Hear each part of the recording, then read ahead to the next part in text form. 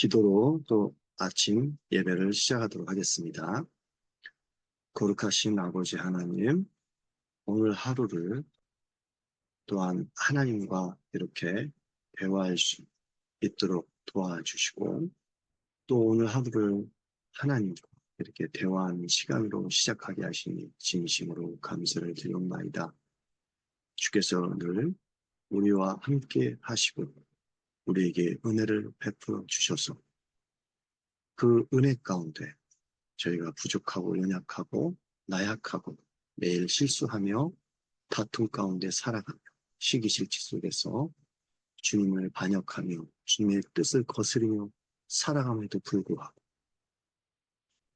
하나님께서 우리를 극진히 사랑하셔서 늘 주님의 날개 아래 품어주시고 우리의 허물들을 예수 그리스도의 의로 덧입혀 주셔서 우리를 바라봐 주시니 우리가 하나님 앞에 이 시간 이렇게 나와서 예배 드리는 줄 알고 있사옵나이다. 그 은혜에 진심으로 감사하며 늘 주님께 전적으로 의존하며 주께서 우리에게 주신 그 사명을 어떤 자리에 있을지라도 잘 감당하며 주님이 살아계시다는 것을 이 땅에서 드러내는 하나님 나라가 불완전하지만 이 땅에서 이루어진다는 사실을 우리의 언행을 통해서 증시하게 하시며 장차 완전한 하나님 나라가 이루어질 것을 소망하며 살아가는 저희들 속 인도해 주시기를 원하며 우리 주 예수 그리스도의 이름으로 기도했사옵나이다. 아멘. 자, 오늘 말씀은 시편 5편입니다. 우리 지난 시간에 시편 5편 1절에서 8절까지를 살펴보았습니다. 오늘은 마지막 9절에서 12절까지를 살펴보도록 하겠습니다. 시편 5편 말씀을 이 시간에도 전체적으로 한번 읽어보도록 하겠습니다. 하나님의 말씀을 읽는 것 자체가 제가 그 안에 어떤 메시지를 전달하는 것도 의미가 있겠지만 하나님의 말씀 자체를 읽는 것에 여러분에게 은혜가 더하기를 우리 주 예수 그리스도의 이름으로 기도합니다. 자, 그러면 1절부터 읽도록 하겠습니다. 시편 5편. 주님 나의 기도에 귀를 기울여 주십시오. 나의 신음소리를 들어주십시오. 나의 탄식소리를 귀담아 들어주십시오. 나의 임금님, 나의 하나님, 내가 주님께 기도드립니다. 주님, 새벽에 드리는 나의 기도를 들어주십시오. 새벽에 내가 주님께 나의 사정을 아뢰고 주님의 뜻을 기다리겠습니다. 주님께서는 죄악을 좋아하시는 하나님이 아니십니다. 악인은 주님과 어울릴 수 없습니다. 교만한 자들 또한 감히 주님 앞에 나설 수 없습니다. 주님께서는 악한 일을 저지르는 자들을 누구든지 미워하시고 거짓말쟁이를 멸망시키시고 싸움쟁이들과 사기꾼들을 몹시 싫어하십니다. 그러나 나는 주님의 크신 은혜를 힘입어 주님의 집으로 나아갑니다. 경외하는 마음으로 주님의 성전 바라보며 주님께 꿇어 엎드립니다. 주님, 나를 대적하는 원수를 보시고 주님의 공의로 나를 인도하여 주십시오. 내 앞에 주님의 길을 환히 열어주십시오. 여기까지가 우리 지난 시간에 말씀을 나눴던 말씀입니다. 오늘은 이제 9절부터 12절까지입니다. 그들의 입은 믿을 만한 말을 담는 법이 없고, 그렇죠? 앞에서 이제 우리가 읽었던 말씀과 관련되죠. 하나님을 반역하고 대적하고 사악한 사람들의 특징들을 말씀하고 있는 거죠. 앞 구절, 그 4절, 5절에서 말씀한 것처럼요. 마음에는 악한 생각뿐입니다. 물론 우리들도 그렇죠. 거듭났음에도 불구하고. 그들의 목구멍은 열린 무덤 같고, 유명한 말씀이죠. 그들의 목구멍은 열린 무덤 같다. 이건 결국에 우리의 입에서 나오는 그런 모든 것들이 결국에는 죽음으로 인도하는 것이다. 이런 어떤 표현을 메타포를 사용해가지고 이렇게 문유적으로 표현한 것 같습니다. 그들의 목구멍은 열린 무덤 같고 혀는 언제나 아첨만 일삼습니다. 요 이제 말과 관련해서 특히 이제 구절에서 말씀하고 있잖아요. 여기 우리 이미 6절에서 지난 시간에 거짓말쟁이를 멸망시킨다고 주님은 말씀하셨습니다. 그죠? 저의 입으로 하는 그 거짓말이 얼마나 무서운지 이를 우리가 지금 9절에서 더욱더 적극적으로 묘사하고 있습니다. 그 사람들의, 즉 사악하고 하나님을 대적하고 하나님의 성품에 반하는 사람들의 결국 종말이 어떤 것인지, 그죠? 그리고 그들의 모습이 어떤 것인지를 아주 9절에서 아주 잘 묘사하고 있죠. 다시 읽겠습니다. 그들의 입은 믿을 만한 말을 담는 법이 없고 마음에는 악한 생각뿐입니다. 그들의 목구멍은 열린 무덤 같고 혀는 언제나 아첨만 일삼습니다. 그런데 이제 우리가 기억할 것은 제가 누누이 말씀드리지만 이런 4, 5절, 9절 같은 이런 하나님과 적대적인 관계, 하나님을 거역하는 사람, 반역하는 사람, 악인들, 사악한 사람들의 모습이 저를 포함해서 구원받은, 구원 얻는 신앙을 소유한 자들에게도 오늘날에는 나타나고 있는 게 더 문제라고 말씀을 드렸습니다. 이걸 조금 더 음, 다른 말로 표현하면 그리스도 안에서 오히려 하나님의 이름을 망령되이 일컫고 그 다음에 하나님을 반역하고 그죠? 하나님을 대적하는 자들이 늘어나는 이런 배교의 현상들이 오늘날의 그 한국 교회의 특징이라고 저는 말씀을 드리고 싶습니다. 참 이게 위험한 생각이죠. 그리고 우리가 조심스럽게 이런 것들에 대해서 이제 반성을 해야겠죠. 그래서 우리들의 삶을 이제 되돌아보는 게 상당히 중요한 시대가 됐습니다. 왜냐하면 한국교회가 지금 제 말씀을 다 읽지 않았는데, 지금 이 구절을 읽으면서 제가 이제 설명을 하는 겁니다.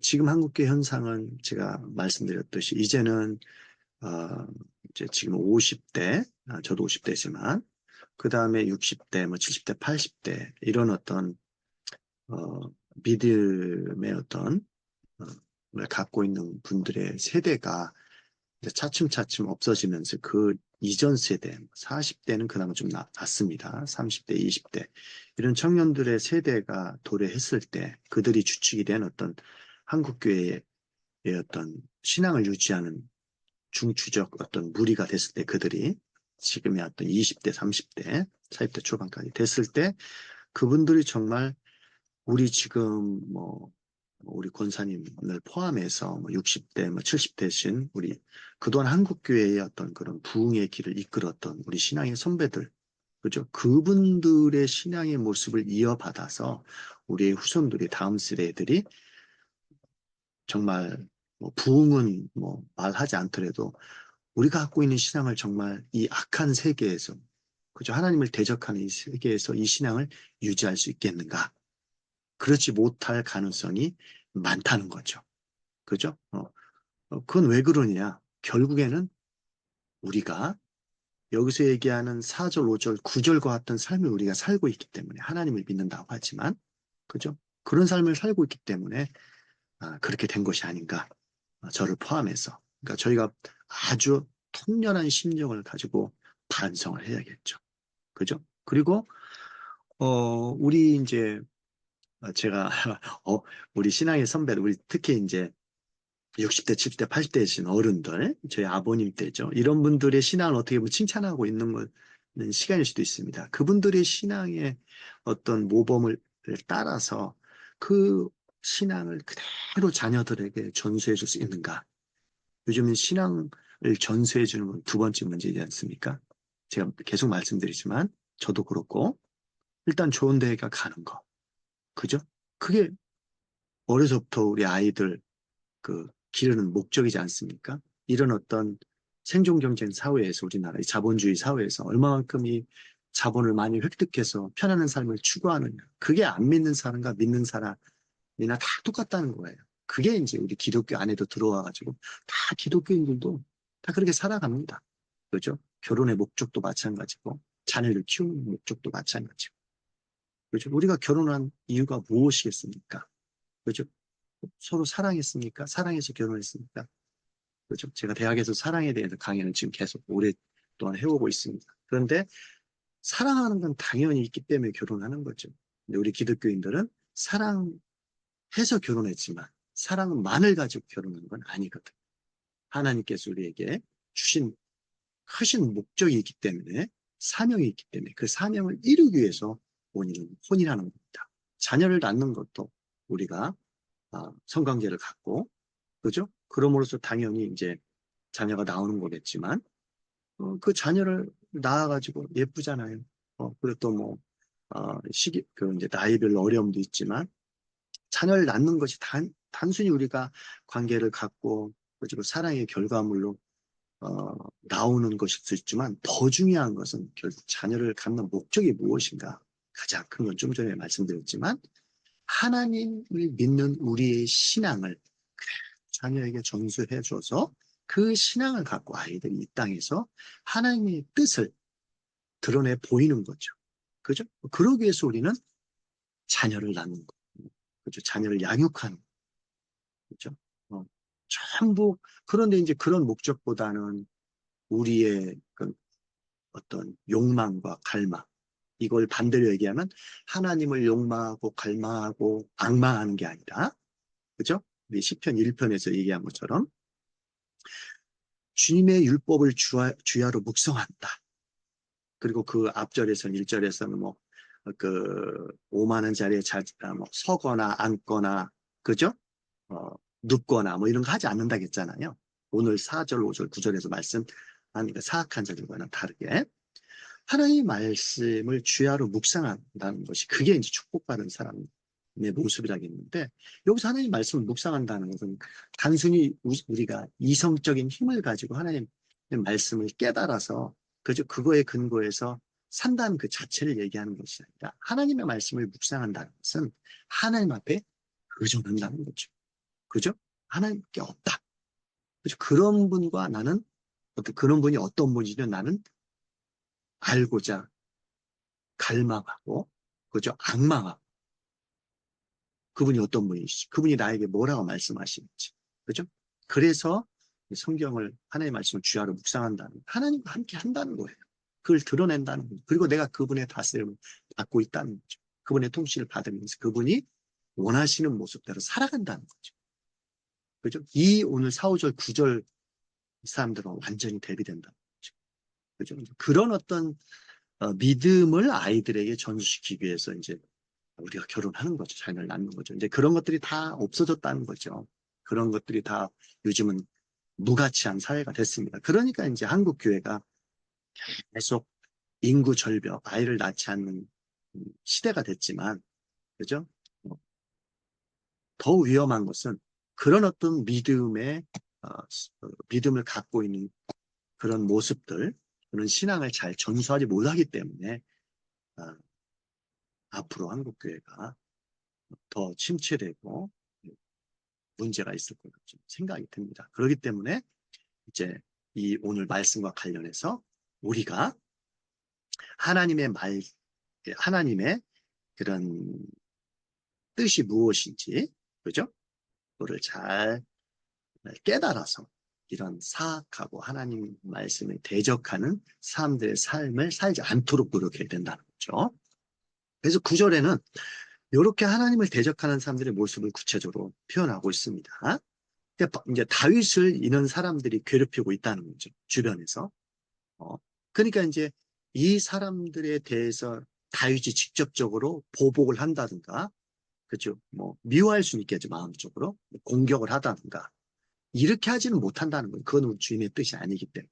그럼 어떻게 해야 되느냐? 그게 이제 오늘 말씀의 핵심이죠. 결국에는 하나님이 이런 어떤 4절, 5절, 9절에서 묘사하는 사람들의 특성들과 하나님을 대적하는 사람들, 악한 사람들과 하나님의 완전히 다른 성품을 갖고 계시다는 거죠. 그렇기 때문에 하나님이 당연히 이런 의롭지 않은 사람들을 어떻게 하실 거라는 걸 알고 있다는 거죠. 왜냐하면 하나님 성품에 반대되는 사람들은 결국에 심판밖에 남지 않거든요. 그건 우리가 하지 않는 거거든요. 근데 하나님이 하시는 거니까. 그러니까 우리는 어떻게 합니까? 기도해야 된다는 거죠. 결국 상당히 수동적인 삶을 살 수밖에 없다는 거죠. 그죠? 그러니까 바울의 아, 아, 어, 저, 그 데이비드 누구죠? 다윗, 그쵸? 다윗 생각이 안 나서. 다윗이 이제 그렇게 기도하고 있다는 겁니다. 아침에. 10절 읽겠습니다. 하나님, 그들을 정죄하셔서 죄께 빠지게 하시고, 그들이 저지른 많고 많은 허물을 보시고, 그들을 주님 앞에서 쫓아내십시오. 그러니까 추방해 달라는 거죠. 그들은 주님을 거역하지 못합니다. 이거를 바울이 하지 않았다는 거죠. 죄송합니다. 제가 자꾸 바울이라 하는데, 아, 데이비드, 그저, 어, 다윗이죠, 다윗. 죄송합니다. 어, 다윗이 이제 하지 않았다는 거죠. 직접 자기가 보복하지 않았다는 거죠. 자기한테 그렇게 사악한 사람들, 하나님 앞에 사악한 사람들. 하나님의 성품에 반하는 사람들은 어떻게 합니까? 하나님이 어떻게 하신다는 걸 알고 있었다는 거죠. 그래서 하나님에게 기도를 드리고 있는 것입니다. 자, 11절. 그러나 주님께로 피신하는 사람은 누구나 기뻐하고, 이게 핵심이죠. 11, 12절. 그러니까 결국에는 어떻게 합니까?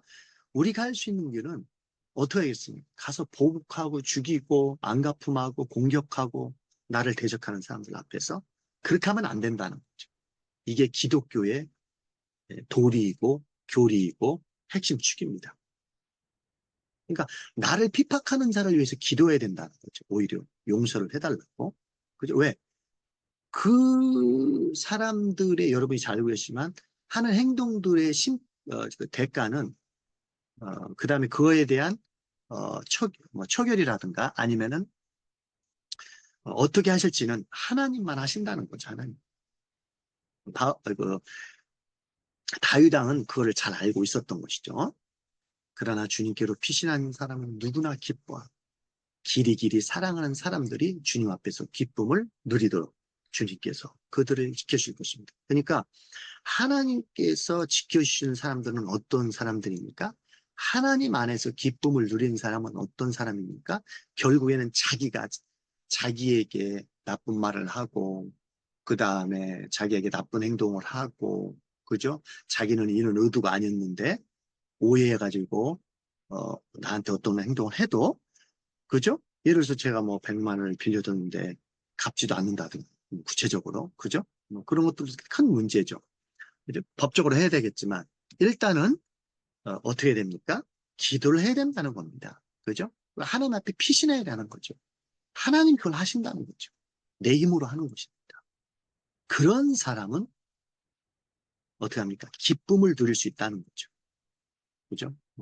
주님 앞에서. 그러니까 주님 앞에 쓴 사람은 서서 자기의 지금 처한 상황이 저는 구체적으로 모르겠지만 그 처한 상황에 대해서 하나님께 의뢰를 하면 아주 답은 쉽잖아요. 하나님께서 기쁨을 주신다는 거죠. 그리고 그들을 지켜주신다는 거죠. 그렇지 않은 사람들은 지켜주지 않을 가능성도 있다는 거죠. 반대로. 주님, 주님께서는 바르게 살아가는 사람에게, 여기 바르게 살아간다는 것은 의로운 사람입니다. 와이처 스미스, 의, 그죠? 올바른 삶. 그러니까 아까 4절, 5절, 9절 어떤 모습으로 살아가지 않는 거죠. 그죠? 비록 내가, 하나님의 말씀을 따라 손해를 보면서 욕을 얻어가면서, 그러니까, 그죠? 살아가는 것처럼 보이지만 결국에 하나님이 보실 때는 그게 의로운 삶이라는 거죠. 바르게 살아가는 삶. 그 사람들에게 복을 준다는 거죠. 다시 한번 얘기하자면 여기서 복이라는 것은 하나님께서 주시는 기쁨, 그죠? 그 다음에 하나님께서 우리를 지켜주신다는 것, 이런 것들 다 포함한다는 거죠.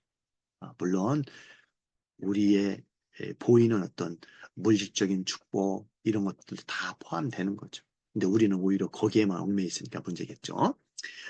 큼직한 방패. 이 방패는 구약 성경에서 많이 나오죠. 하나님께 우리들을 쉴딩 하신다는 거, 우리를 이제 보호해 주신다는 거죠.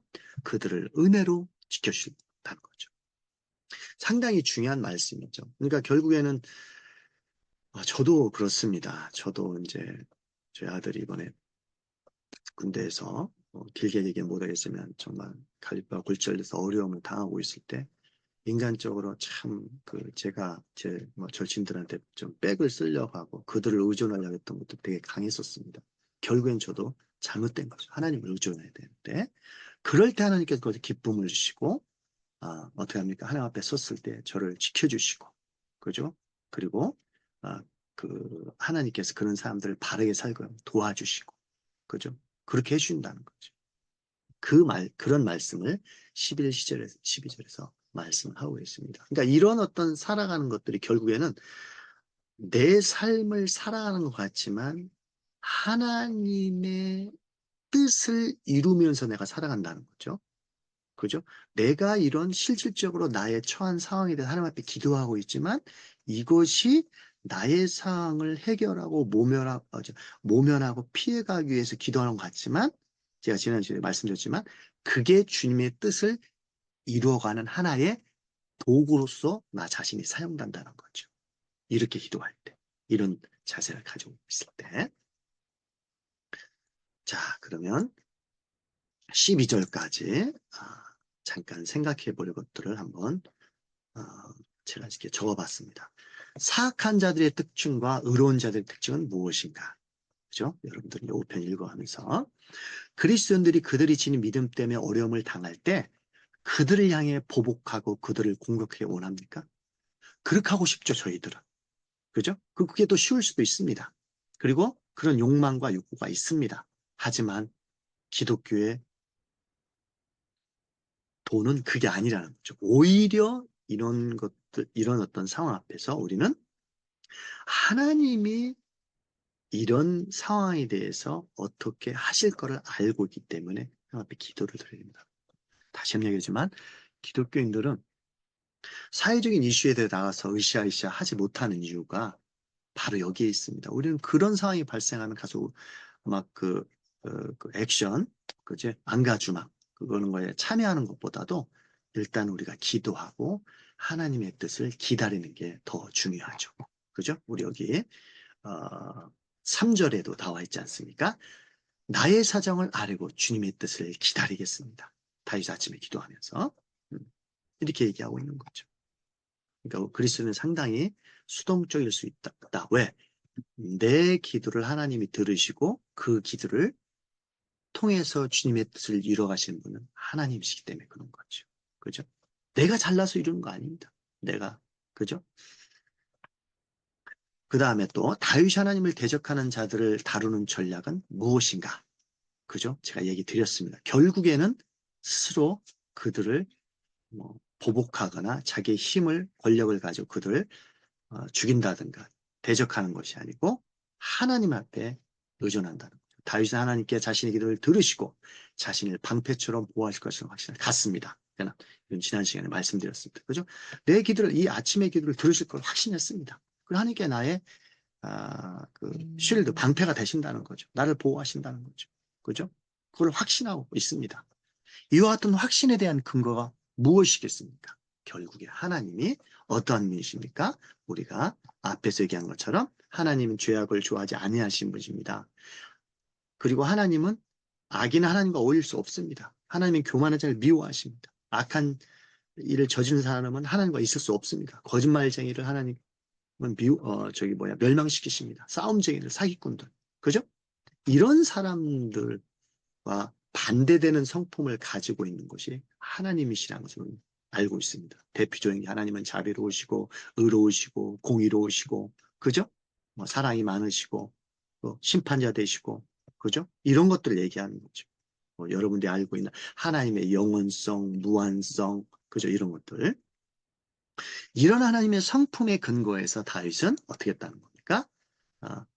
자기가 아침에 자신의 상황에 대해서 기도할 때 어떠한 확신을 하고 기도했다는 거죠. 하나님이 어떠한 분이냐 알기 때문에. 확신의 근거가 거기 있다는 거죠. 시편 5편은 다윗과 하나님과의 관계에 대해서 무엇을 제시하는가? 하나님을 전적으로 의존했다는 거죠. 이건 식상한 말이 아닙니다. 그죠? 다윗은 자신의 하루를 기도로 시작하는 것에 익숙해져 있는데 이것에 대한 장점이 무엇입니까? 여러분 오늘 지금 아침에 저와 아침 기도로 시작하지 않습니까? 이것의 장점이 무엇입니까? 한국교회의 큰 힘이겠죠? 그죠? 이제 새벽 기도와 관련된 거. 그렇다고 새벽 기도 안 드리는 교회가 장점이 없느냐? 다윗이 여기서는 아침에 꼭 기도하는 것만 얘기하는 것이 아니라 하나님과의 어떤 관계성을 계속 유지해 가야 된다는 거죠. 그걸 얘기하는 거죠. 아침에 딱 시작되기 하나님 앞에 기도를 반드시 해야 된다. 이걸 일반화하는 건 아닙니다. 그죠? 나의 모든 처음과 끝은 하나님과의 관계성 속에서 이루어진다는 것을 말씀하고 여러분이 지금의 상황에 대해 한번 생각해 봅시다. 여러분 어떤 상황에 지금 처해 있습니까? 저는 잘 모릅니다. 그러나 하나님은 아실 것입니다. 여러분이 처한 상황에 대해 기도하면서 시간을 보내시면서 이러한 상황에 하나님의 능력과 일하심에 한번 집중해 보십시오. 분명히 하나님께서 여러분 기도를 어떤 방식으로 들어주시고 하나님의 그 크신 위대하신 그죠?